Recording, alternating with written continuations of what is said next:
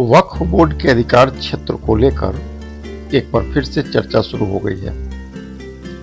दरअसल पिछले दिनों मध्य प्रदेश के जबलपुर हाई कोर्ट के आदेश से वक्फ बोर्ड के अधिकार क्षेत्र को बड़ा झटका लगा है। अदालत ने बुरहानपुर की 3 ऐतिहासिक इमारतों को वक्फ बोर्ड की प्रॉपर्टी मानने से इनकार कर दिया है। कोर्ट ने कहा है कि मुगल बादशाह शाहजहां की बहू का मकबरा वक्फ बोर्ड की प्रॉपर्टी नहीं हो सकती है। इसके बाद वक्फ बोर्ड को लेकर एक बार फिर से चर्चा शुरू हो गई है।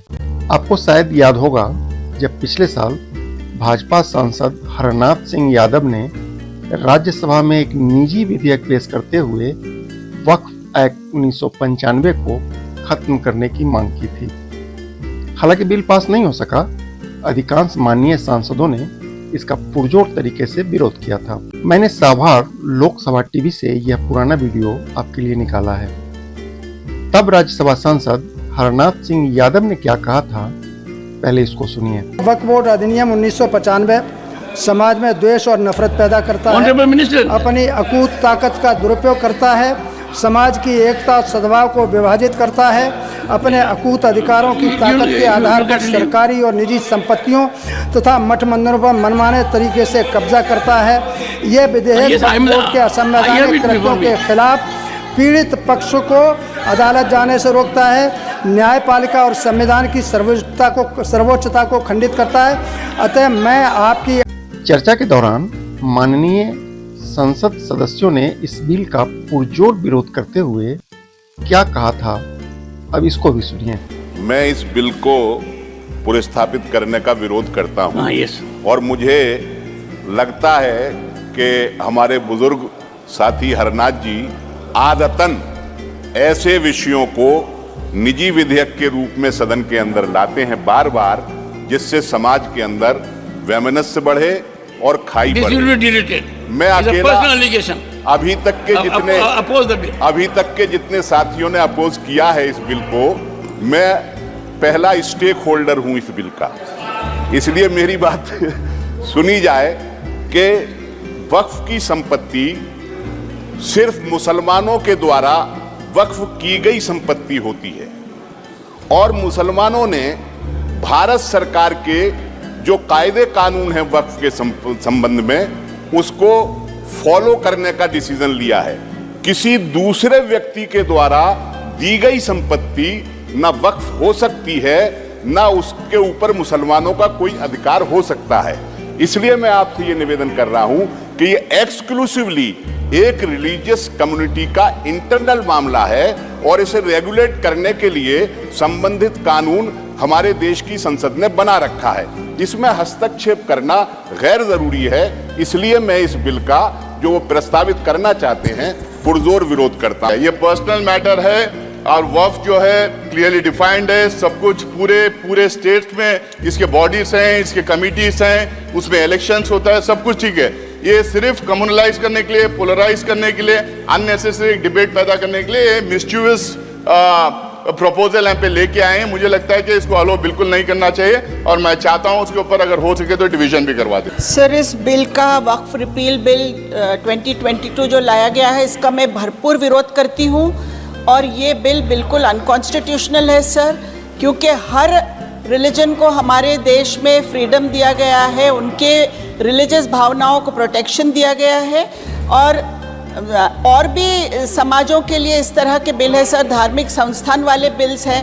तो जिस तरह हर धर्म को अपना प्रोटेक्शन करने का अधिकार है, संविधान ने दिया हुआ, मुस्लिम समाज को भी ये अधिकार है। इसलिए इस बिल को मैं आपसे विनंती करती हूँ, प्लीज़ ये इस सभागृह में मत आने दीजिएगा। सर, मैं वक्फ रिपील बिल 2022 का विरोध करती हूँ क्योंकि ये हमारे मुसलमान भाइयों का इंटरनल मामला है और उस पर उनका अधिकार है और उसको लेके समाज में उनके यहाँ इलेक्शंस होते हैं और राज्य में भी, झारखंड में भी मैं देखती हूँ लगातार इसको लेके लोग सक्रिय रहते हैं। ये उनके सेंटिमेंट से जुड़ा हुआ मामला है सर, इसमें हस्तक्षेप न किया जाए ताकि उनके मन में जो एक इस देश में रहने के बाद भी जो असुरक्षा की भावना बढ़ती जा रही है वो और बढ़ जाएगी। इससे आपस में लड़ाई झगड़े, सांप्रदायिक एकता में भी बहुत लोगों में फिर से वैमनस्य की भावना उभरेगा। हरनाथ जी का बहुत आदर करता हूं, इसलिए भी सर कि उनको सपने अलग अलग तरह के आते हैं। लेकिन इस संसद में धर्मेंद्र जी मुझे देख रहे हैं, मैं बताऊंगा कौन कौन सपने। माननीय सभापति महोदय, संसद का एक और दायित्व है कि संसद के भवन से कोई ऐसा विचार, कोई ऐसा आचार, कोई ऐसा संवाद ना हो जिसमें ऑलरेडी बटा हुआ समाज कितना और बांटेंगे, बंटवारा हो जाएगा, घर घर, गांव गांव, गली गली, इतने बंटवारे ये हिंदुस्तान बर्दाश्त नहीं कर पाएगा। Serious concern among the religious Muslim religion, that is their fundamental right as सबसे पहले साल 1954 में नेहरू सरकार के समय वक्फ अधिनियम पारित हुआ था। उन दिनों वक्फ बोर्ड के पास संपत्ति के रख रखाव का अधिकार हुआ करता था। वर्ष 1995 के 22 नवंबर को कांग्रेस की सरकार ने वक्फ बोर्ड एक्ट में बदलाव करते हुए वक्फ बोर्ड को असीमित अधिकार दे दिया। अब वक्फ बोर्ड जिस जमीन को अधिसूचित कर दे वह जमीन वक्फ की मानी जाएगी, ऐसा कानून के मुताबिक हो चुका है। जमीन के असली मालिक को साबित करना पड़ेगा कि वह जमीन वक्फ की नहीं है। भूस्वामी को यह साबित करने के लिए वक्फ बोर्ड के ट्रिब्यूनल में ही जाना होगा, वह सिविल कोर्ट में नहीं जा सकता। कानून के मुताबिक वक्फ ट्रिब्यूनल का फैसला आखिरी होगा। इसी कानून के विरुद्ध सर्वोच्च न्यायालय के वरिष्ठ अधिवक्ता अश्विनी उपाध्याय ने एक याचिका भी दायर की है। should not indulge in such bills which creates polarization and disharmony. आपको बता दें कि वक्फ बोर्ड में एक मुस्लिम सर्वे कमिश्नर होता है जो संपत्तियों का लेखा जोखा रखता है। इसके अलावा इसमें मुस्लिम विधायक, मुस्लिम सांसद, मुस्लिम IAS अधिकारी, मुस्लिम टाउन प्लानर, मुस्लिम अधिवक्ता और मुस्लिम बुद्धिजीवी शामिल होते हैं। वर्ष 1995 के कानून के मुताबिक वक्फ ट्रिब्यूनल के फैसले को न्यायालय में चुनौती नहीं दी जा सकती। To take care of the waqf properties, this is purposefully now going to introduce just to. कहते हैं कि अपने इसी असीमित अधिकार का इस्तेमाल करते हुए तमिलनाडु वक्फ बोर्ड ने तमिलनाडु के त्रिची जिले के हिंदू बहुल पूरे गांव को अपने नाम कर लिया।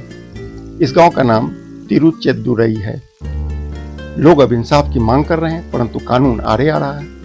आपको जानकर हैरानी होगी कि गांव में 1500 साल पुराना एक मंदिर भी था, वह मंदिर भी वक्फ बोर्ड के नाम हो गया है।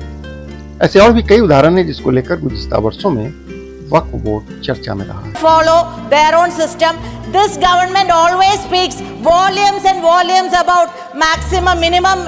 Strongly object the introduction of the bill by Honorable Arnath Singh Yadav. Should not be present here. I requesting to the member to withdraw the bill.